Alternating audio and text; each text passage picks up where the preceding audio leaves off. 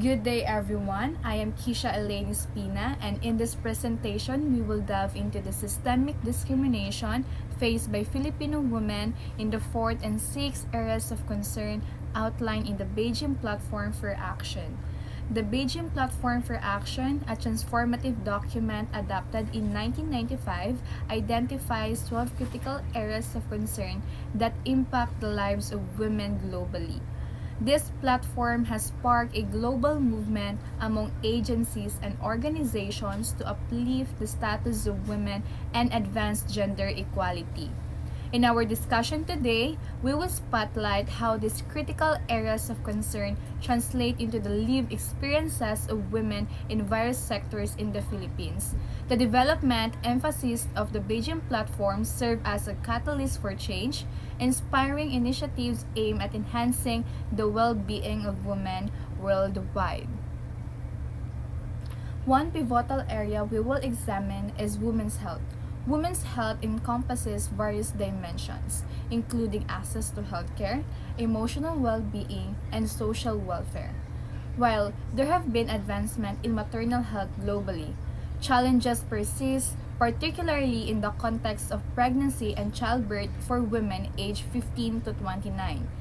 HIV/AIDS remain a significant issue disproportionately affecting women in developing regions like the Philippines.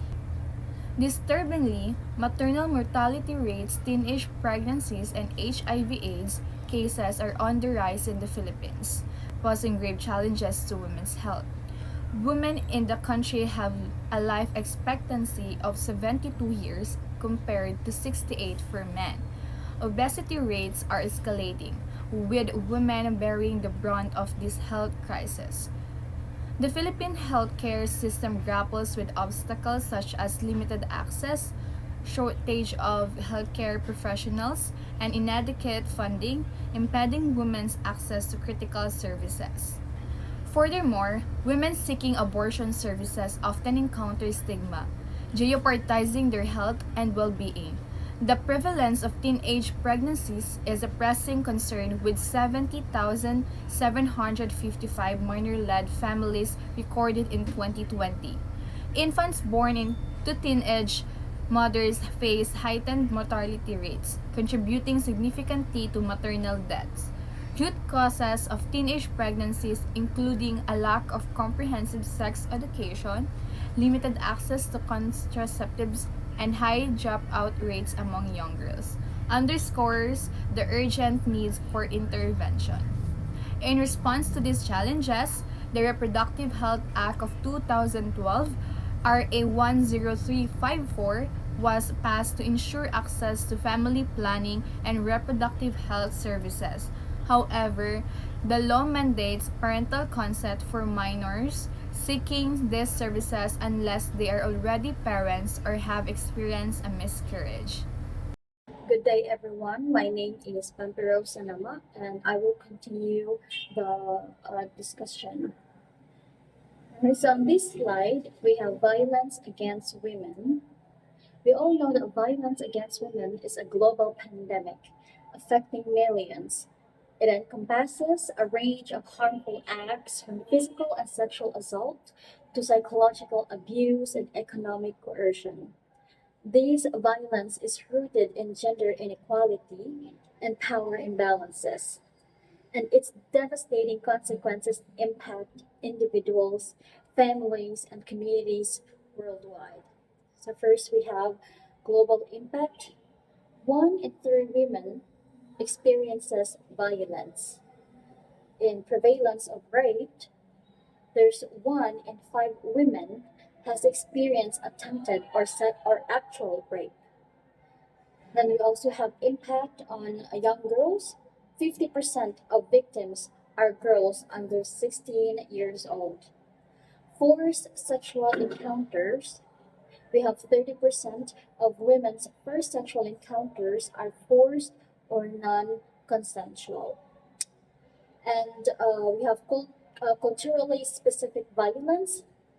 Examples include bride burning, child marriage, and female genital mutilation, or FGM, with 3 million girls at risk of FGM in Africa.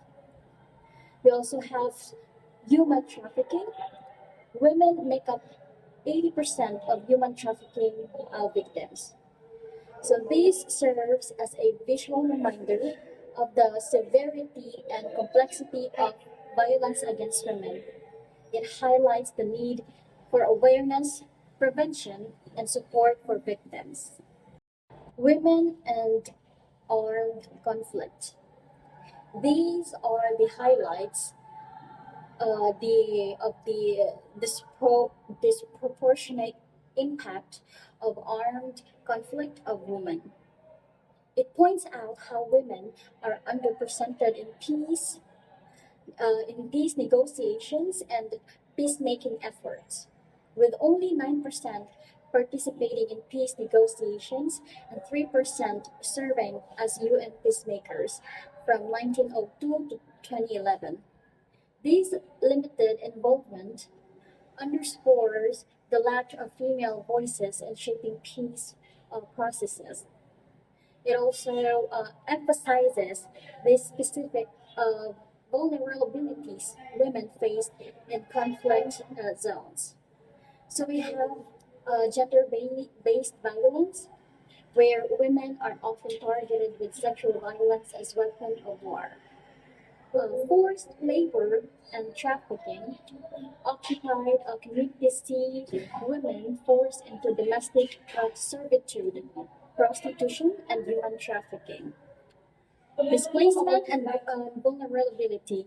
The Middle East conflict, for example, displaced 240,000 people as of 2009, leaving indigenous women particularly vulnerable to violence and displacement.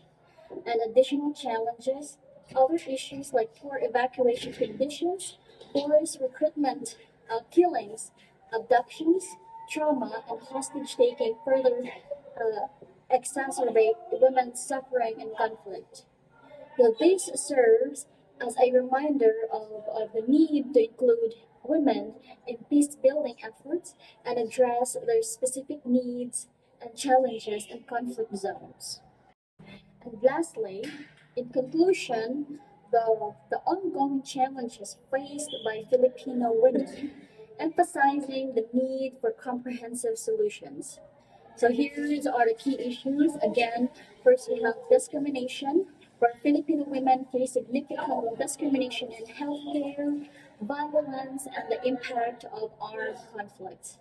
We also have healthcare challenges, issues like rising maternal mortality, teenage pregnancy, and HIV or AIDS highlight persisting healthcare challenges.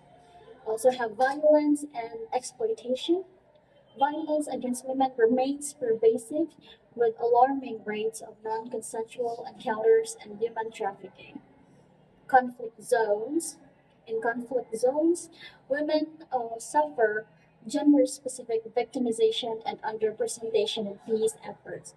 So, therefore, addressing these concerns requires comprehensive policies, improved healthcare access, and robust support system to combat discrimination and violence.